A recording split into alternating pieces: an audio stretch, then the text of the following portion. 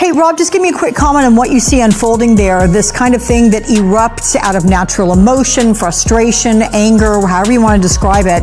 It's not a sanctioned protest. It doesn't have organizers. Most of those we have seen be incredibly calm. There was commentary that one that grew to about the size of 1,000, or I believe it was 2,000 people in Minneapolis yesterday. There was one arrest. Okay, so something just happened that changes everything we thought we knew about where this presidency is heading. I mean, we've been tracking the tensions, we've been watching the fractures develop, we've been analyzing the vote counts and the public statements. But what just surfaced in the last few hours takes all of that analysis and throws it completely out the window. Because now we have audio, actual recorded audio from inside a Republican leadership meeting that was never meant to see the light of day. And what's on that recording? Well, it's Speaker Mike Johnson, the guy who's supposed to be managing the House for Republicans, who's supposed to be coordinating with the White House, who's supposed to be one of the key players keeping everything together. And he's talking about ending Trump's term, not in some hypothetical future scenario, not as some kind of political what-if game. He's talking about it like it's already decided, like the plan is already in motion, like this is just a matter of executing on a decision that's already been made at the highest levels of Republican leadership. If you want to stay ahead of the headlines, please subscribe, because you might think you are but aren't. Your subscription actually matters here. That's why we built Patrick Smith Show to bring you real stories, real context, and no corporate spin. So this leaked audio comes from what sources are describing as an emergency conference call, which, first of all, tells you something right there. When leadership is holding emergency strategy sessions in the middle of the night across multiple time zones, that's not normal business. That's crisis management. That's damage control. That's people scrambling to figure out how to handle a situation that's spiraling beyond their control. The call involved Speaker Johnson, House Majority Whip Steve Scalise, and several other senior Republican figures. And based on what we're hearing in the leaked portions, they thought this was going to be completely confidential. They thought they could speak freely about strategies and calculations and political math without anyone outside that circle ever hearing about it. But somebody on that call was recording. Somebody decided the public needed to know what Republican leadership is really saying behind closed doors. And now we have it. Let me tell you what Johnson actually says on this recording, because his words are pretty stunning when you hear them in context. He tells the others on the call that, quote, "We cannot survive with him." He's talking about Trump, the sitting president, the leader of their party, and Johnson is saying flat out that Republicans cannot politically survive if Trump remains in office. But he doesn't stop there. He goes on to reference specific political damage. He mentions that Denmark, referring to the whole NATO situation and the tensions over Greenland, has now made America look like the bad guys on the global stage. He's acknowledging that Trump's foreign policy moves have created a perception problem that's bigger than just domestic politics. When your allies are threatening defensive measures against you, when the Atlantic alliance is under strain, that creates problems that go way beyond a single news cycle. And then Johnson drops a number. He says Trump's approval rating, which is sitting at 36% according to recent polling, will flip the House by 30 seats. Think about what that means. The Speaker of the House is on tape doing the electoral math and concluding that keeping Trump in office costs them their majority. He's not talking about losing a few competitive districts. He's talking about a wave that flips 30 seats and hands control of the House to Democrats. That's not a normal election result. That's a referendum. That's voters delivering a verdict on the party in power. Now here's where it gets even more interesting. According to what's on this leaked audio, Johnson isn't just lamenting the political situation. He's talking about actual vote counts in the Senate for conviction, and he tells the others on the call that they have 52 senators locked in for removal votes. 52. That includes 27 Republicans who have apparently committed to voting for conviction regardless of what happens next. Let that sink in for a second. The constitutional threshold for removing a president through impeachment is 67 votes in the Senate. If Johnson's numbers are accurate, if those commitments are real, then we're talking about numbers that are well over what would be needed. We're talking about a bipartisan consensus that includes a significant portion of Trump's own party deciding that removal is the path forward. The call also reveals something about timing. Johnson mentions that they're planning to expedite a House resolution, specifically House Resolution 428, to have a floor vote by noon. That's not some distant future date. That's today. That's hours away. Which means whatever process they're talking about, it's not theoretical. It's happening right now. Johnson specifically cites several things as the rationale for this urgency. He mentions recordings involving oil executives and discussions about revenue from Venezuela. He references what he calls a courtroom meltdown, which people following this closely would recognize as referring to some recent court appearances where Trump's behavior raised eyebrows even among his supporters, and he talks about the Supreme Court situation, where the administration has been pushing back against judicial decisions and creating constitutional tensions around enforcement. These aren't vague political complaints. Johnson is framing these as what he calls undeniable high crimes that require immediate action. He's making the case, at least in this private conversation, that the evidence is so clear and the situation is so urgent that they can't afford to let this drag out. That waiting only makes the political damage worse for everyone involved. Share this video with everyone you know, because the broader context here connects to several stories we've been following for weeks.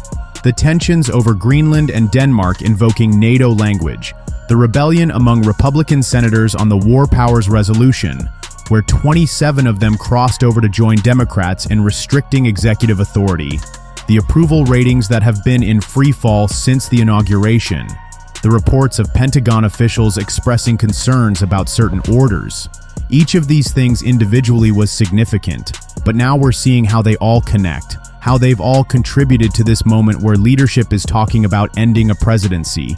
The Denmark situation is particularly important in understanding why this is happening now. When you have NATO allies, countries that have been partners with America for over 70 years, when you have them making statements that could be interpreted as defensive warnings against U.S. actions, that's unprecedented in modern times. That's not a normal diplomatic disagreement that can be managed with a few phone calls and some careful messaging. That's a fundamental breakdown in the Atlantic Alliance that has serious implications for America's position in the world.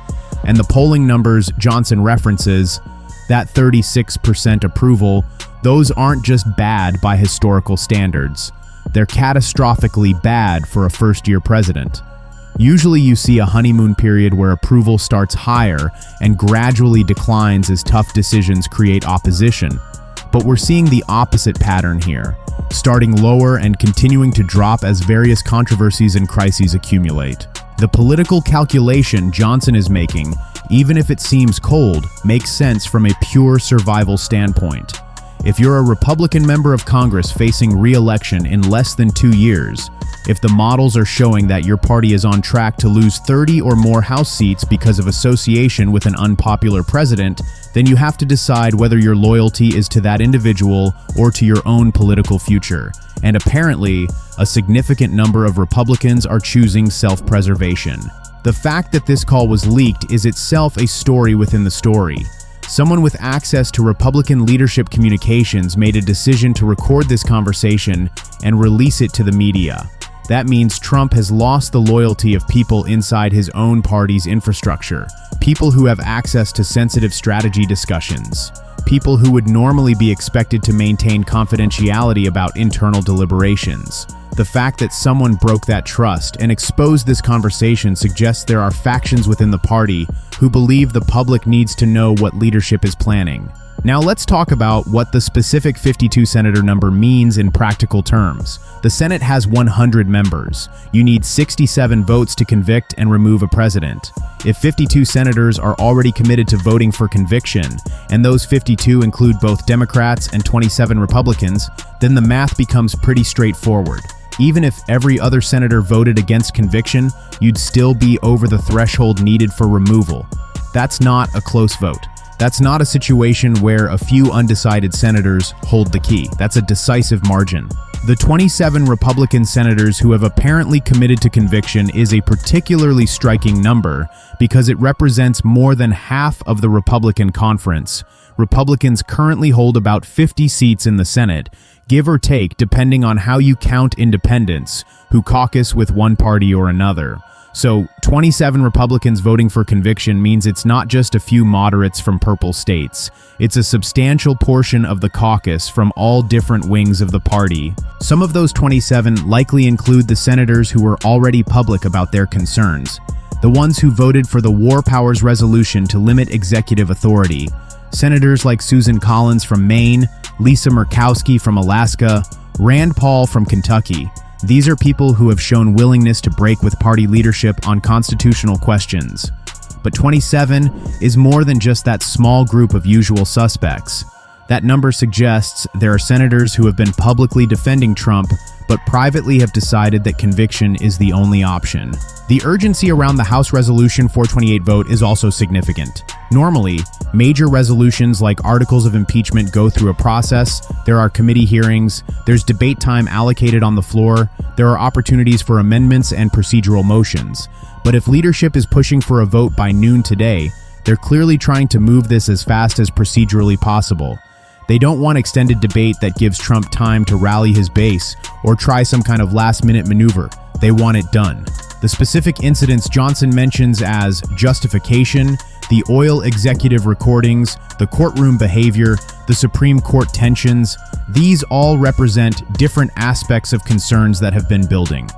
The oil executive situation relates to reports about discussions involving how to handle Venezuelan assets and oil revenues, and questions about whether there were promises made to specific companies or individuals. The courtroom incident refers to behavior during legal proceedings that many observers found inappropriate for someone holding the presidency.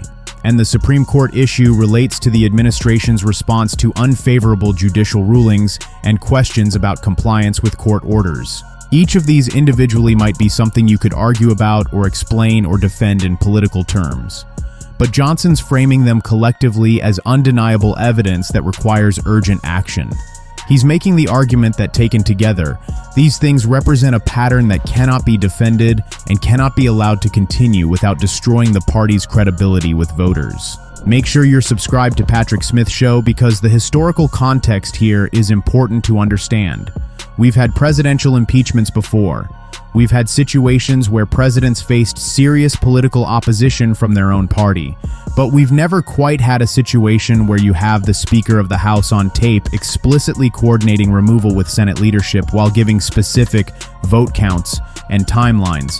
The Nixon situation is probably the closest parallel, where Republican leaders eventually went to Nixon and told him he would be convicted if he didn't resign. But even that was different because Nixon resigned before the Senate vote ever happened. What makes this particularly striking is that it's all happening so quickly. Trump has only been in office for about 48 days at this point. Usually it takes years for the kind of accumulated political damage that leads to removal threats.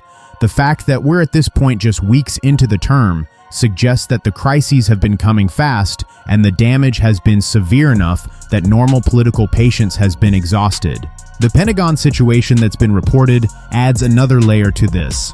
When you have military officers expressing concerns about certain orders, when there are reports of people in the chain of command seeking legal guidance about compliance with presidential directives, that raises fundamental questions about civil-military relations and who's really in control of the armed forces. The military in a democracy is supposed to follow lawful orders from civilian leadership, but they're also sworn to uphold the Constitution. When those two things come into tension, when officers have to make judgment calls about whether an order is lawful or constitutional, that's a crisis.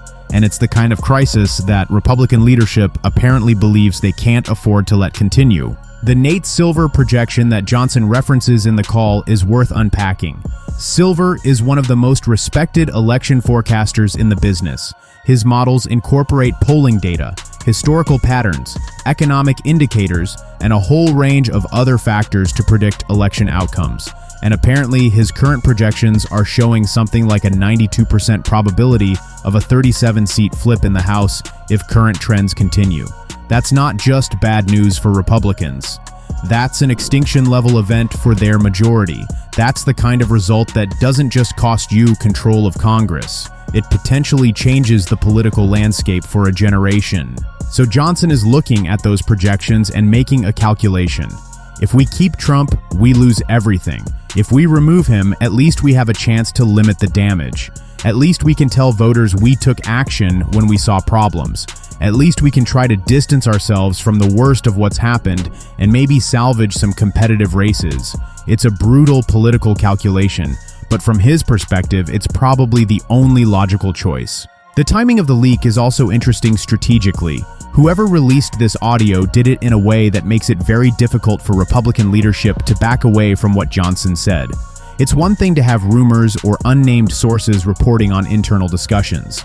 It's completely different to have actual audio of the Speaker of the House saying these things. You can't dismiss that as fake news or media bias or anonymous sources with an axe to grind. That's Johnson's voice on tape saying that Trump has to go and that the votes are lined up to make it happen. For Trump personally, this has to be absolutely devastating. Not just the political reality of what's being discussed, but the personal betrayal aspect. Johnson was one of his key allies in the House. Johnson helped him through various controversies. Johnson defended him publicly, and now Johnson is on tape coordinating his removal. That's not just a political loss. That's being abandoned by people you thought were on your team. The question now becomes what happens in the hours and days ahead. If Johnson is serious about having a House vote by noon, then we're going to see very quickly whether the numbers he cited on that call are real. We're going to see whether those 52 senators actually vote for conviction when it comes to the actual moment of casting a ballot. Because it's one thing to tell leadership privately that you'll vote for removal.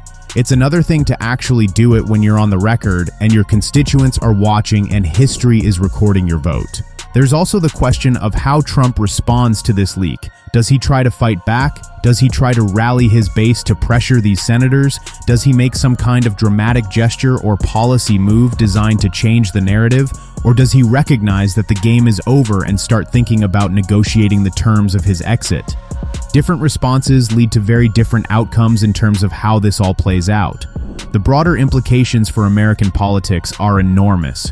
If this actually happens, if a president is removed through impeachment conviction after just 48 days in office, that sets a precedent that fundamentally changes how we think about presidential power and accountability. It says that even winning an election doesn't give you unlimited authority, that there are still guardrails, that the system can still check an executive who goes too far. That's either reassuring or terrifying depending on your perspective and your politics. For the Republican Party, this represents a moment of reckoning. They're essentially admitting that they made a mistake, that they backed someone who turned out to be unfit for office, and that they're taking action to correct that mistake before it destroys them completely. Whether that works, whether voters give them credit for eventually doing the right thing, or punish them for putting someone problematic in office in the first place, that remains to be seen. The international dimension is also significant. America's allies and adversaries are all watching this. They're all trying to figure out what it means for their relationships with the United States. If Trump is removed, does that mean a reset with NATO? Does that mean a return to more traditional foreign policy approaches? Does that mean America becomes a more reliable partner again? Or does this whole crisis just reinforce the perception that American politics are too unstable to count on? Those questions will take years to answer. What we know right now is that Republican leadership is on tape discussing the end of Trump's presidency as if it's a done deal.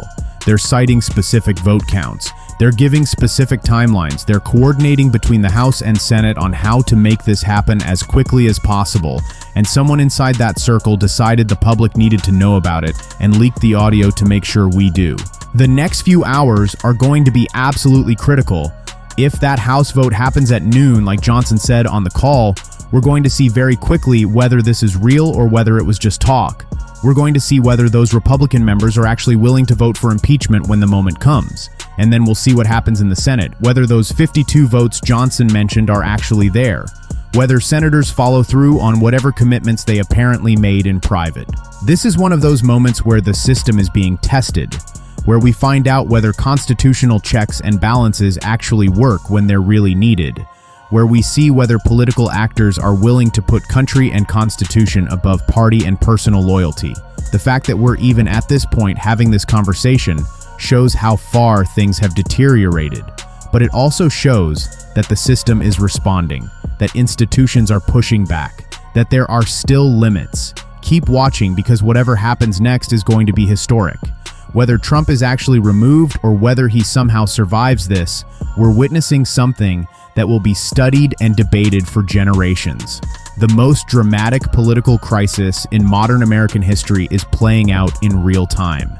And that leaked audio of Speaker Johnson might just be the moment that made the outcome inevitable. The constitutional process is unfolding exactly as the founders designed it. Checks and balances are activating. Different branches are asserting their authority. Political actors are making calculations about their futures. And somewhere in all of that, accountability is trying to catch up with power. That's the theory of American government in action.